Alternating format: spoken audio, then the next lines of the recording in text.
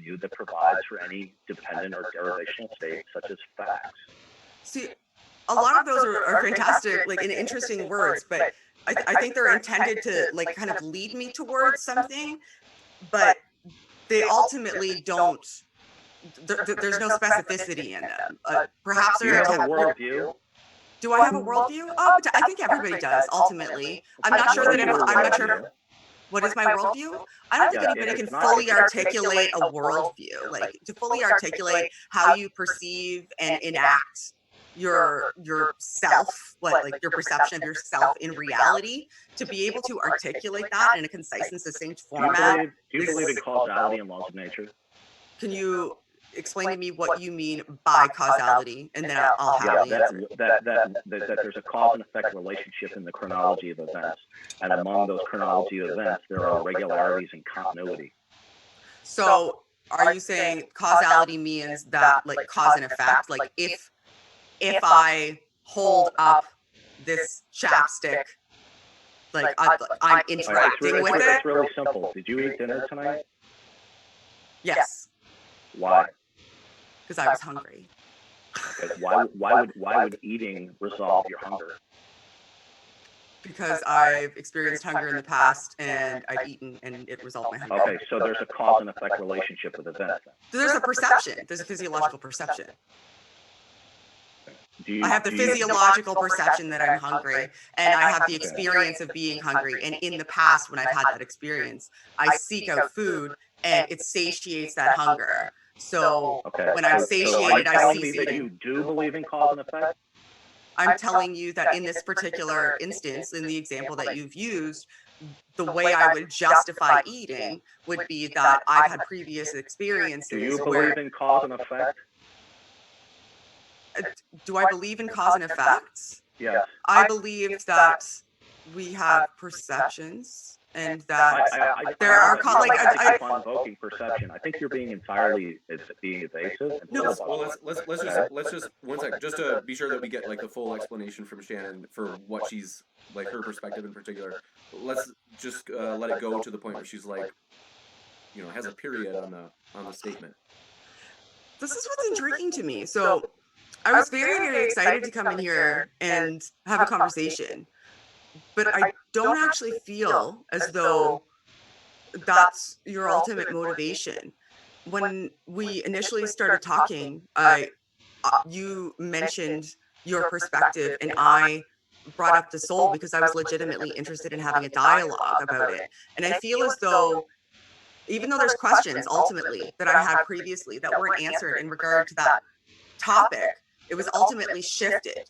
And this could be wrong, but this is my perspective of the conversation and how I'm feeling about how it's going, is that you have been attempting to elicit a specific response set from me in order to lead me in a certain direction that allows you the opportunity to have a planned response set ready. So it's not really a conversation. It's you continuously either interrupting me or asking follow-up questions that could potentially lead me towards a designated answer that you're ready for, so that you have another available response set that leads you to your ultimate conclusion of this conversation, which was potentially predetermined before we went in. Did you have a predetermined conclusion before we went in of how you wanted this conversation to go, or were you legitimately interested in having a dialogue with me about the things that I think? I'm interested in having a dialogue on the show. I was invited on here to discuss Christianity versus atheism. Were you given that information? I was asked if I wanted to come on and have a conversation with you, and I believe that having a dialogue, Christianity versus atheism, the thing that I brought up initially, which is what sparked the conversation, which is what I was hoping that we would have a dialogue about, is, my perspectives about why I'm an atheist versus why, you're a Christian, and my question about this. Why are you an atheist? You're doing it again. This is fascinating. I feel as though you're... Yeah, don't listen, Shannon, I consider that entirely rude and passive-aggressive, okay? And I consider that cheap. And now you're putting me on the defensive. Don't give me this psychobabble psychoanalysis, okay? I asked you a question, right? Why are you an atheist? and then you're turning it into a little verbal game. Because I have difficulty reconciling the soul. You're playing a little game. And I don't appreciate it, and I consider it passive aggressive. I ask you why you're an atheist. Because I have difficulty reconciling the soul. How does it follow that you have unanswered questions and difficulties that there is no God? Because I have difficulty reconciling the soul. Repeating the same answer doesn't answer my question. That is the answer to your question, though. How did I am one of the reasons I am an atheist. Could you repeat back to me my question I asked you? Why are you an atheist? No, repeat it to me, and I'll. I said, how does it follow that you have unanswered questions or difficulties about the soul and the brain that there is no God? Because you want to get me back to it.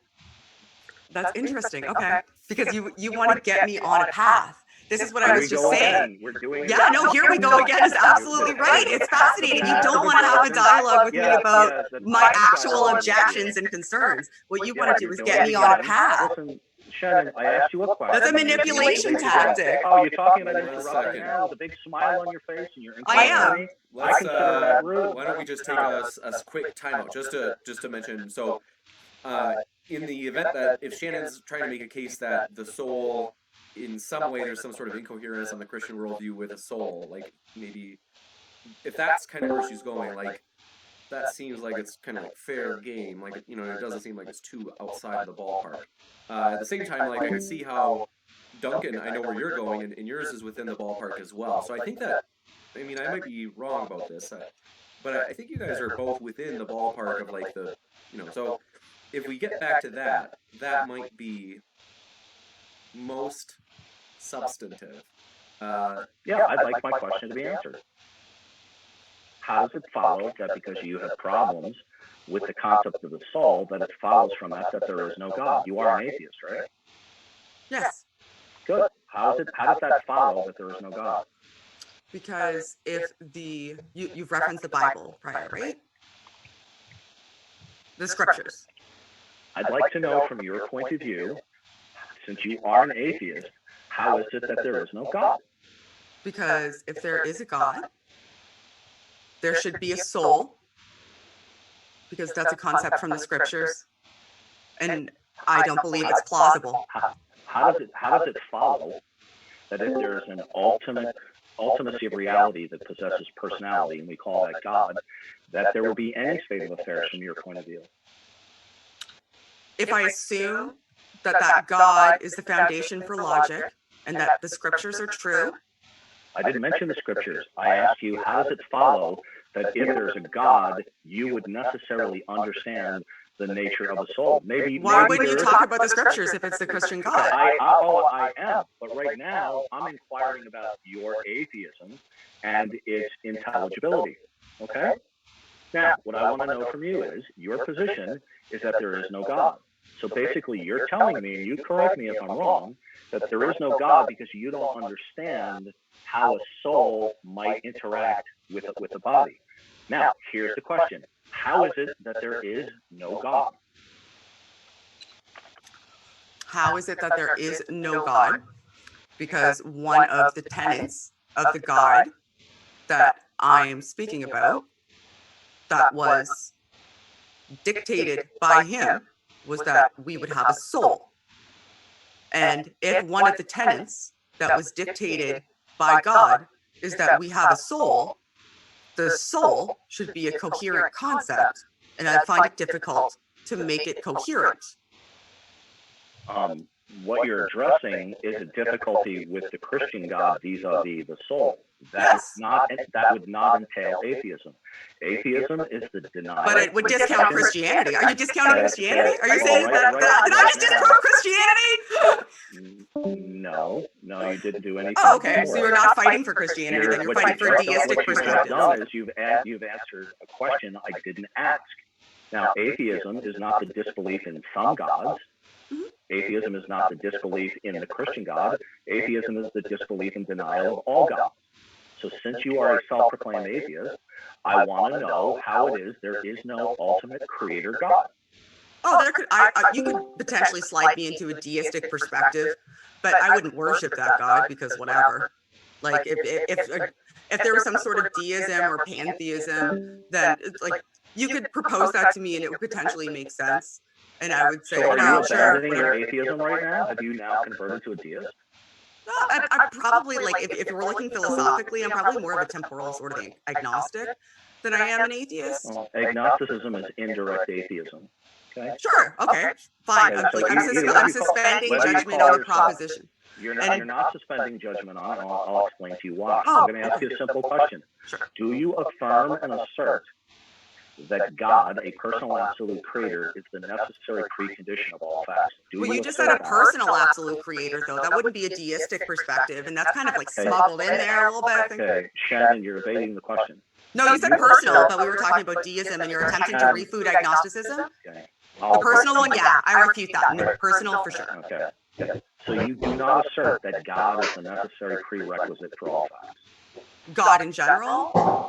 No, whatever. No. You don't assert that. Okay, good. Then facts are viable and intelligible without the necessity of God. That's your position. Sure, with or without, whatever. Okay, that's an outright denial of the existence of God. I said with or without. That's not an outright denial. That's a suspension. No. Let me explain to you why that's incorrect. That's a common mistake, right? Oh, Okay. People say, well, I'm not saying I don't know. I asked you a very specific question. I said, do you assert and affirm that God is the necessary prerequisite for all facts? And you said no. Is that correct? No. Do you assert and affirm that God is the necessary prerequisite for all facts? Yes, I did. Yes, I did. How do you know that? Okay, you revealed it. Now, do you assert that God is the necessary prerequisite for all facts? Oh my gosh. Do I assert that God is, no, I don't, but you do because he revealed it to you, right? Okay, so I'm going to, this is going to be fun. I'm going to assume your perspective.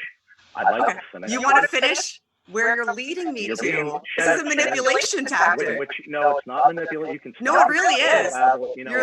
You're leading me towards your desired outcome in the conversation. One second. You don't want to have a conversation. This is an interrogation that is leading me towards your desired outcome.